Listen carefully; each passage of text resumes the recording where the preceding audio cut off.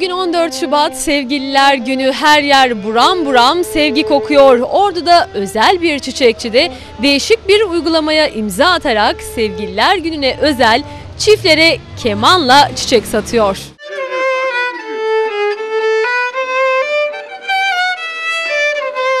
İşletme sahibi Nafız İlhan ilk defa böyle bir etkinlik yaptıklarını ve müşterilerinin bu durumdan çok memnun kaldığını söyledi. Bu fikir nereden geldi aklınıza? Vallahi sadece aklıma geldi, o kadar yani.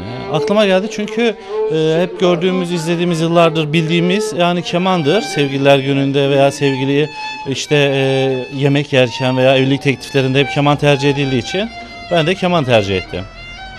Çiçek almaya ya da sipariş vermeye gelen çiftler ise keman sesiyle hoş vakit geçiriyor.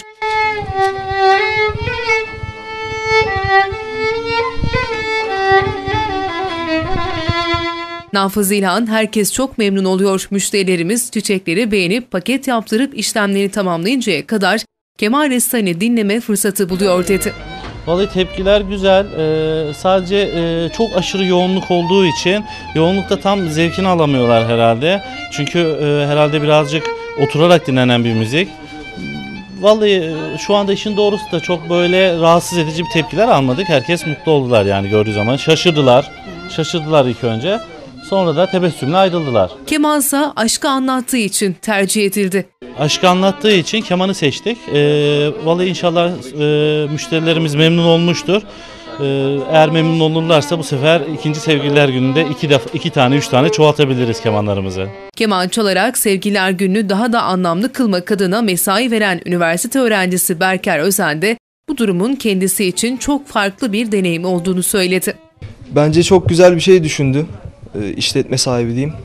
Çünkü Ordu'da sanırım yapılmamış bir şey bu zamana kadar bu. Hani herhangi bir çiçekçide, özellikle de Sevgililer Günü'nde, hani İstanbul'da olsun, Ankara'da olsun çok görüyoruz ama Ordu'da bir ilk olduğunu düşünüyorum bunun.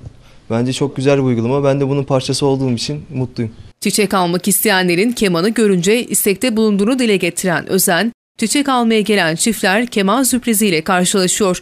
Önce çok şaşırıyorlar, sonra da güzel vakit geçiriyorlar dedi. Öncelikle bir şaşkınlıkları var tabii ki, çünkü alışkın değiller Ordu'da böyle bir şeye. Sadece çiçek alıp gideceğiz sanıyorlar. Fakat kemanda gördükleri zaman mutlu oluyorlar yani. Şaşkınlık sonra sevince dönüşüyor. Böyle bir şey.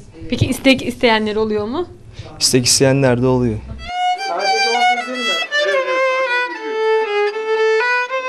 İş yerine gelen çiftler de bu sürprizden oldukça mutlu. Uygulama gayet güzel. İçeri girer girmez hoş bir koku eşliğinde güzel bir ses aldık. Bu da keman sesi tabii ki ve bu direkt bizim duygusal yönlerimizi ortaya çıkaracak bir sistem olmuş. Çok da güzel olmuş.